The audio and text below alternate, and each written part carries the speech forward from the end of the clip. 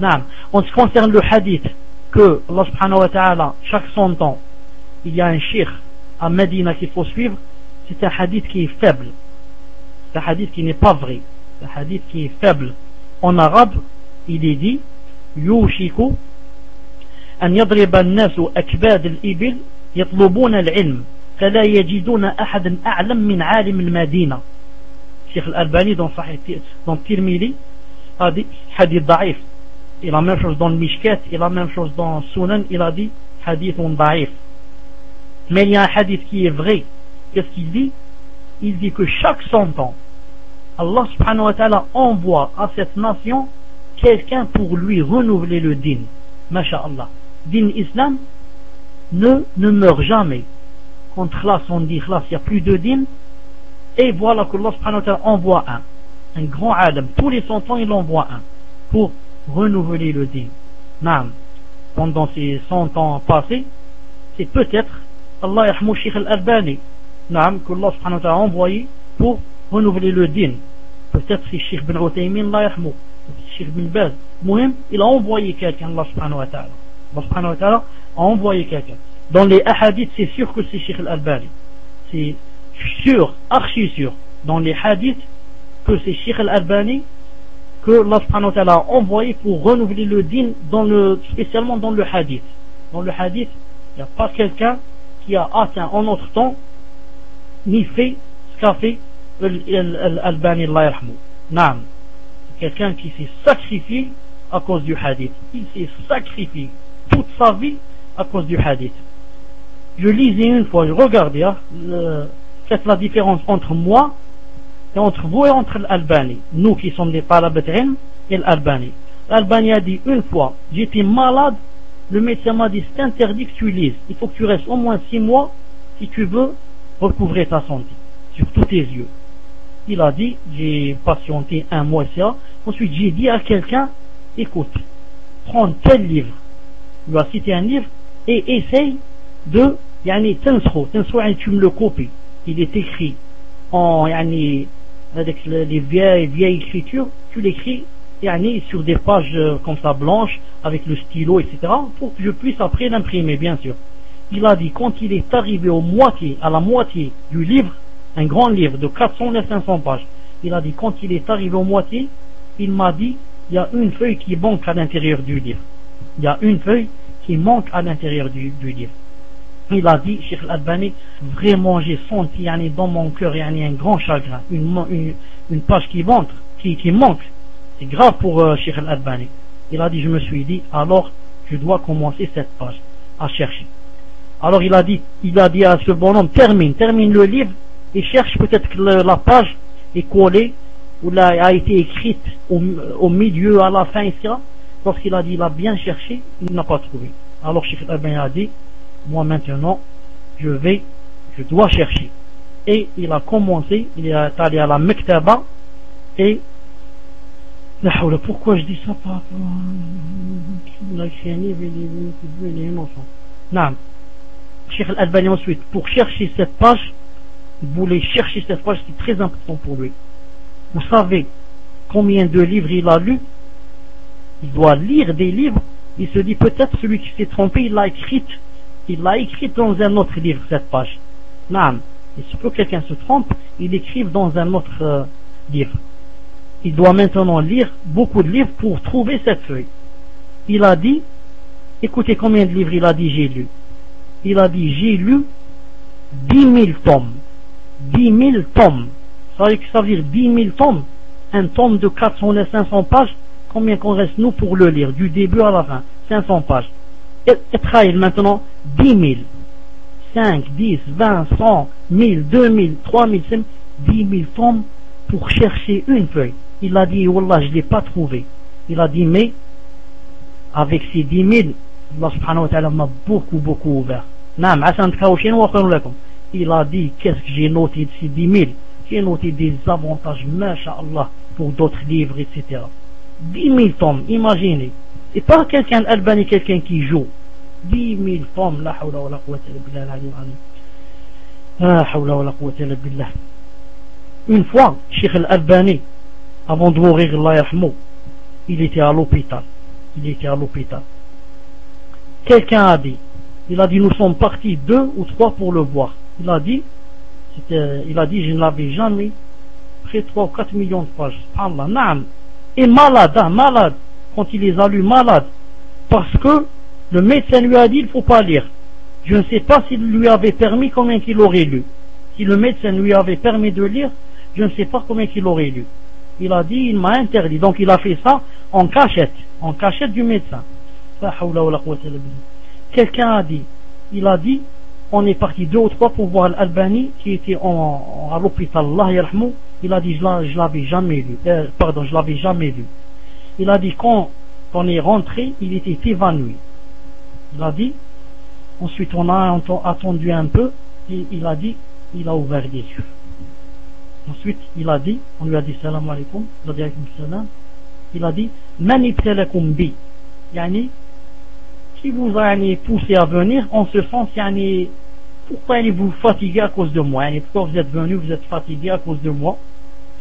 Que lui a répondu la personne?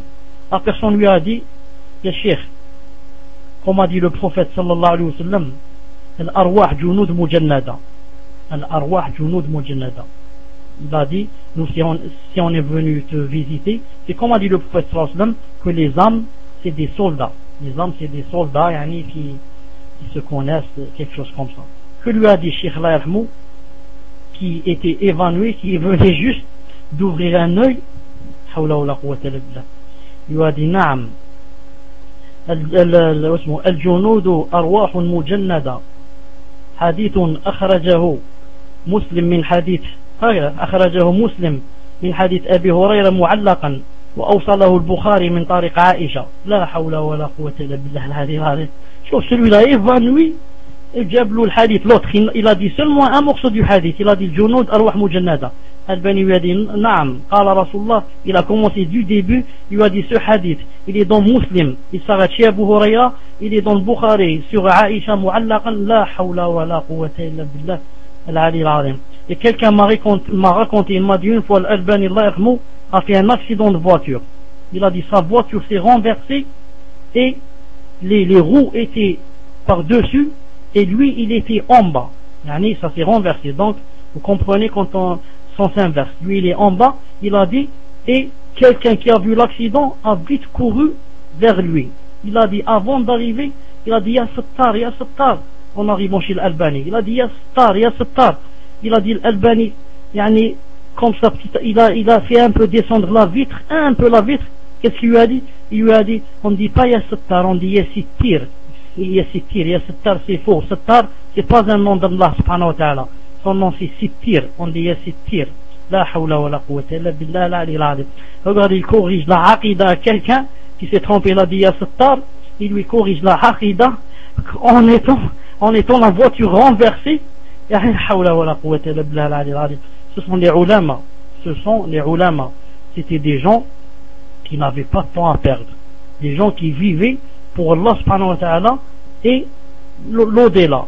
Ils ont vécu pour l'au-delà. Ils n'ont pas vécu pour ramasser de l'argent, ni pour construire des villas somptueuses. Ils ont vécu pour Allah subhanahu wa ta'ala et Allah subhanahu wa ta'ala a été avec eux. Kana lillah, kana Allah ma'ahu subhanahu wa ta'ala.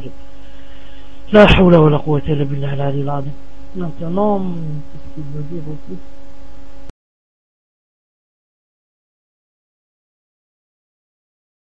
Donc, Cheikh l'Islam Ibn Taymiyyah a dit dans Majmou'a Fatawa, il a dit, plus tu aimes le prophète sallallahu alayhi wa sallam, plus tu le suis, plus il y a entre lui et toi, sallallahu alayhi wa sallam, il y a la continuité.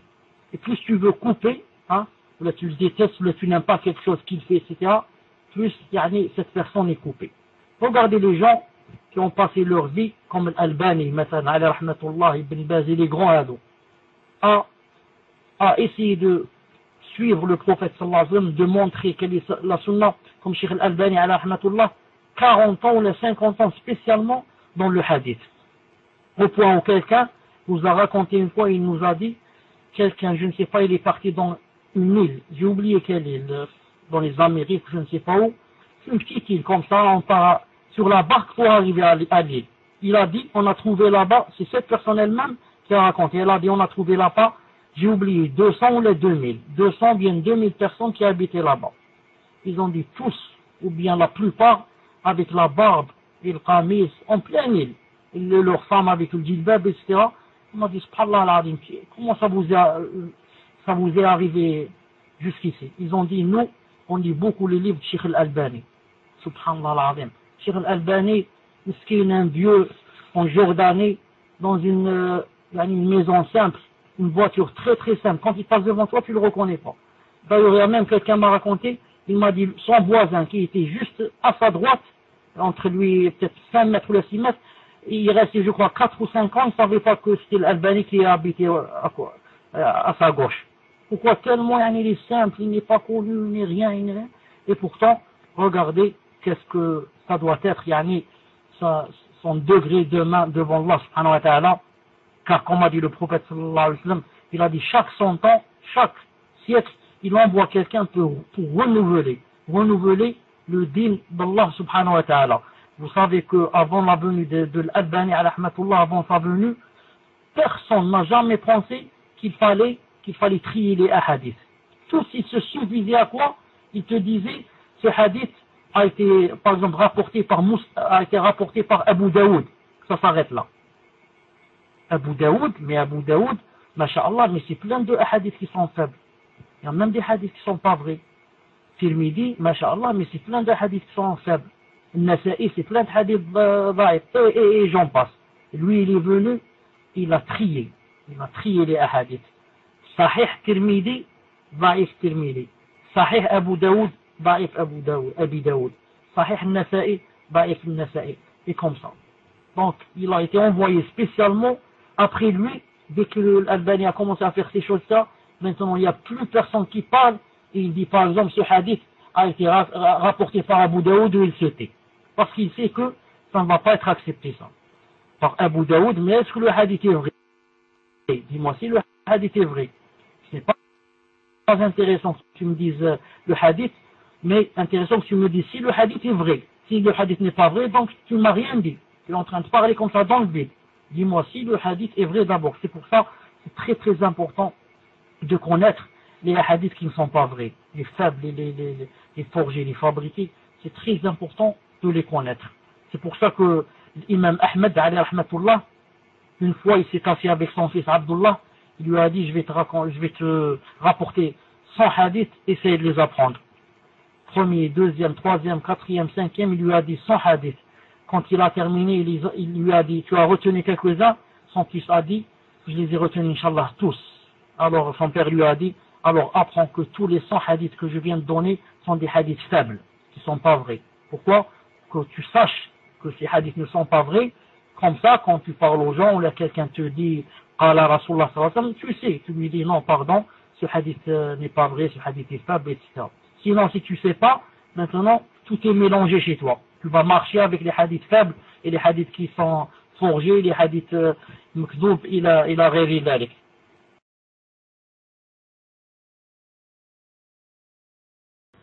Et plus on connaît la vraie aqidah, plus on est pur.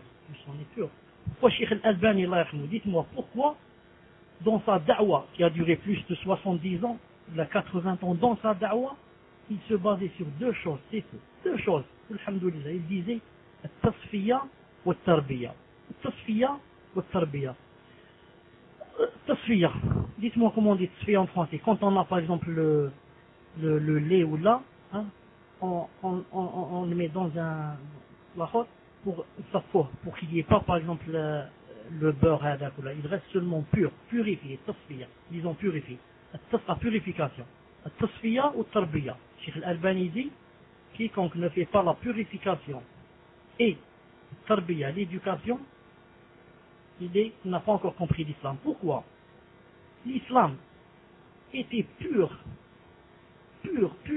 comme il est descendu au temps du prophète sallallahu alayhi wa sallam. Ensuite, quand le prophète sallallahu alayhi wa sallam est mort, l'islam a commencé petit à petit à être altéré, à être déformé. Pourquoi? Il y a des gens nouveaux qui sont rentrés.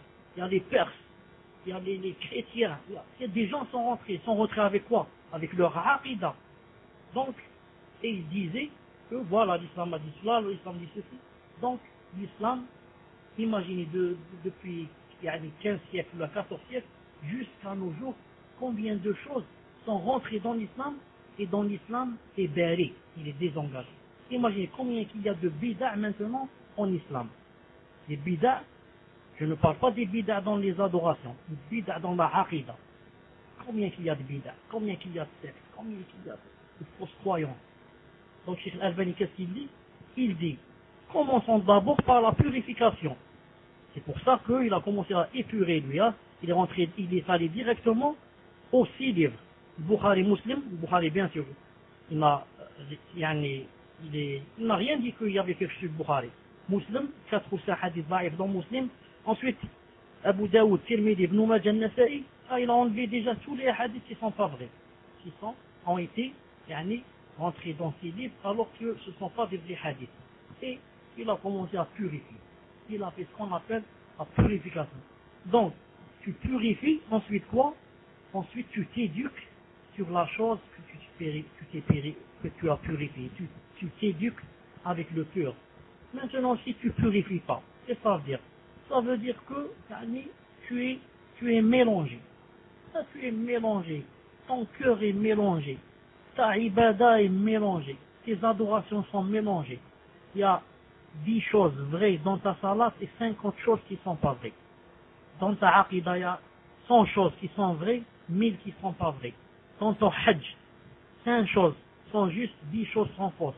C'est comme ça, dans ton siyam, dans ton cadre, dans toutes les choses, il faut purifier, tirer le vrai. Ensuite, quand je tire le vrai, là, j'ai la crème, alhamdoulilah, j'ai la crème devant moi. Qu'est-ce que je fais? Je parle seulement d'islam, je pense, je m'éduque. Je m'éduque, j'applique sur moi. J'applique ce que je viens de purifier. C'est comme je purifie, moi, je ne sais pas quoi, pour avoir la crème. La crème, elle dit, qu'est-ce que je vais faire? Je vais la jeter. Je vais la manger. Je me suis fatigué pour avoir cette crème. Maintenant, la même chose. Si on ne purifie pas, on ne fait pas cette tasfiya, c'est pour ça que, regardez par exemple les frères. Les frères, je dis les frères musulmans. Regardez. Ils ne s'intéressent jamais à tasfiya, tarbiya. Ils ne s'intéressent pas contre à quoi? Ils s'intéressent à grouper au maximum. Non, grouper au maximum. Moi, ce qui m'intéresse, c'est d'avoir des millions. Malayin mumaliana, masha'Allah. On va dans un stade et je vous fais un discours, vous êtes des millions. Masha'Allah, vous êtes des millions. Cheikh Al-Albani, on l'a invité une fois dans un endroit en Russie ou là je ne sais pas où. À la dernière minute, on lui a téléphoné, on lui a dit, il y a, je crois, 1 million ou là 1,5 million ou là je ne sais pas qui vous attendent. Il a dit non, il a dit au contraire, maintenant que tu m'as dit qu'il y a tout ce monde qui attend, jamais je ne viendrai. Il a annulé son départ là-bas.